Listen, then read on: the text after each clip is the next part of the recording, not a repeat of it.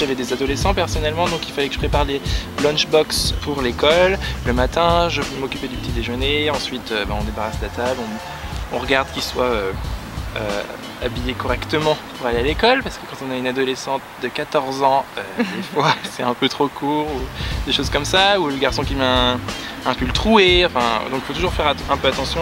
Ensuite je les emmenais à l'école, voilà, après il faut trouver des activités, organiser ce qu'on appelle des playdates, qui sont très... qui aident beaucoup, parce qu'on rencontre d'autres pères ou d'autres personnes qui s'occupent d'enfants, et donc ça nous aide à plus ou moins trouver des activités. Après, ma relation avec la famille, moi je pars du principe qu'il faut, certes, dans le cadre on dit qu'on devient un membre de la famille, mais il ne faut jamais oublier que c'est aussi nos patrons, qu'il faut toujours nuancer ce qu'on dit, pas être trop carré, il faut bien faire attention à ce qu'on dit.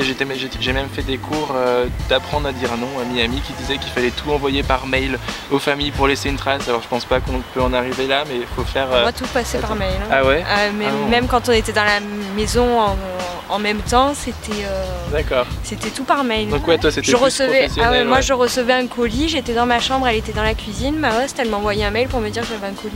Ah ouais. Oui. Hallucinant. Pas oublier non plus que c'est les parents qui éduquent les enfants, c'est pas notre rôle à nous, donc en fait on n'a rien à dire sur l'éducation des enfants.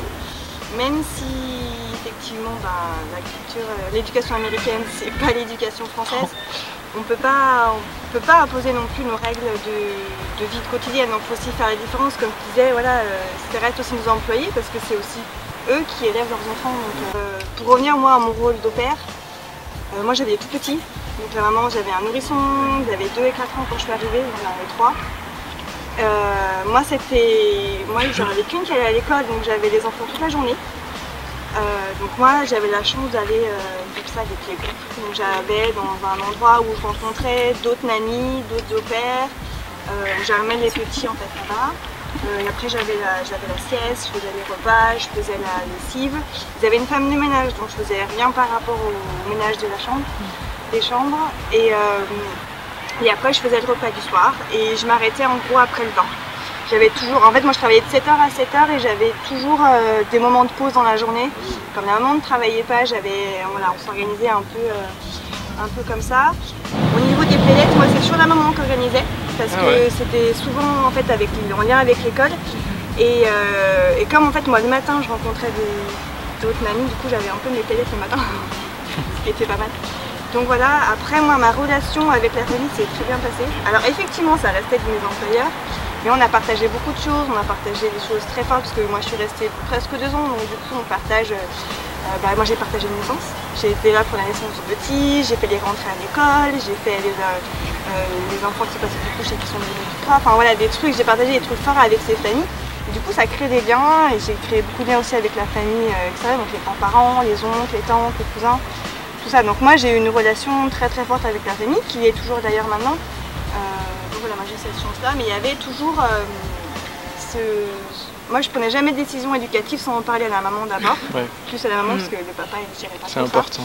Mais voilà, je me permettais pas de faire des choix là-dessus, donc même si on était très très liés, qu'elle me faisait entièrement confiance, que quand je gérais les enfants c'était moi qui gérais, il y avait toujours ce côté un peu je peux pas prendre cette décision de faire ça avec les enfants. Voilà. Je pense qu'il faut faire attention aussi, c'est par exemple quand on ne travaille pas mais qu'on est en famille, par exemple lors des dîners ou des choses comme ça, si l'enfant fait quelque chose de mal, ce n'est pas à l'au-pair de réagir mais aux parents, de laisser les parents, il ne faut pas déborder sur son temps de travail parce que les parents peuvent mal le voir, ça peut être mal pris.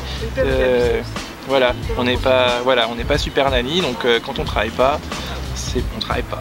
On laisse les parents gérer. Je voyais quand les parents ils étaient occupés avec un des petits, je les aidais quand même avec si un des grands faisait une bêtise, Voilà, mais après je pense que ça peut dépendre des familles parce que je pense que certaines peuvent le prendre mal, qu'ils prennent sur leur temps à eux en fait, et qu'on décide de choses alors que c'est eux qui devraient décider. Ça soit clair des deux côtés, donc leur côté à eux et notre côté à nous. Voilà, c'est un peu des moments délicats qu'on découvre quand on est sur le terrain parce qu'on nous en parle pas avant. Et je pense qu'il faut être vigilant là-dessus. Moi j'avais 3 enfants pareil comme toi. Ils avaient 18 mois, 4 ans et 5 ans. Donc je m'en occupais de 7h le matin à peu près 5h le soir quand les parents rentraient, j'allais les chercher au train et tout. Et donc pareil, je les préparais pour aller à l'école, je devais les habiller et tout, et c'était assez compliqué avec le petit qui avait 4 ans parce que lui, il voulait jamais se brosser les dents, il voulait jamais s'habiller, il voulait jamais s'attacher tout seul dans la voiture, alors quand il y avait le petit de 18 mois, enfin il fallait tout gérer. C'était assez compliqué. Après, je passais beaucoup de temps avec le petit parce que lui, il n'allait pas à l'école. Les 2 grands, ils sortaient à 11 h, donc il fallait aller les chercher. Voilà, après, il fallait tout gérer. Ce qui était un peu compliqué aussi, c'était de gérer quand le petit faisait sa sieste, que les 2 grands fassent pas trop de bruit. Bon, comme ils sont 2, ils ont 4 et 5 ans, c'est un peu compliqué. Pareil, on essayait d'organiser des playdates. Moi aussi, c'était la mère qui gérait parce que moi, la grande, elle avait une allergie alimentaire. Donc la mère, elle était un peu très sur ça, elle avait peur de tout. Donc il fallait pas que les autres enfants amènent à manger, il fallait qu'ils se lavent les mains, il fallait pas aller chez les autres, il fallait pas... Enfin, il y avait plein de règles très compliquées. Après moi, j'étais à Chicago, donc j'y suis allée l'hiver, donc c'était un peu compliqué pour jouer dehors. Sachant que bon, quand il y avait la neige, on jouait dans la neige et voilà, ils s'amusaient, mais sinon quand il y avait du vent et tout, c'était vraiment très dur, donc les garder enfermés dans la maison et tout, c'était un peu l'enfer.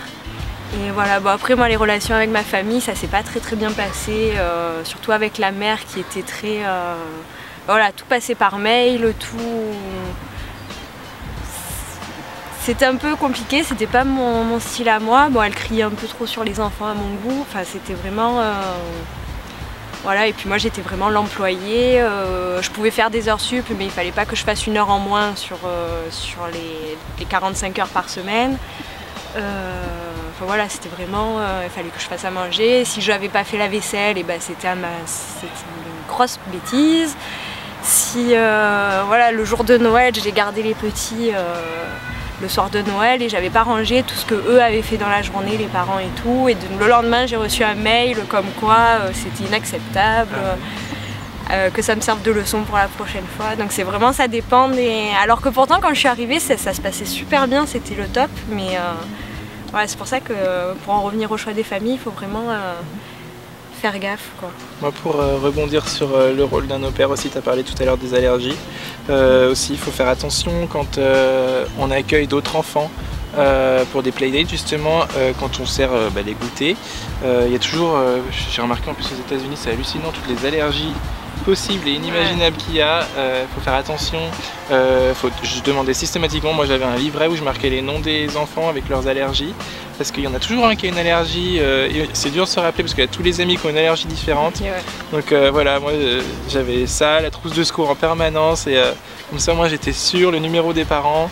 Parce que bon, c'est certes s'occuper de son enfant, mais quand il y a les autres enfants, ils sont sous notre responsabilité aussi.